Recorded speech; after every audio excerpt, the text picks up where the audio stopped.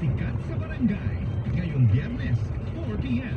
Dito lang sa Barangay LS 97.1. Isang bansa, isang barangay. Sikat ng sabay-sabay.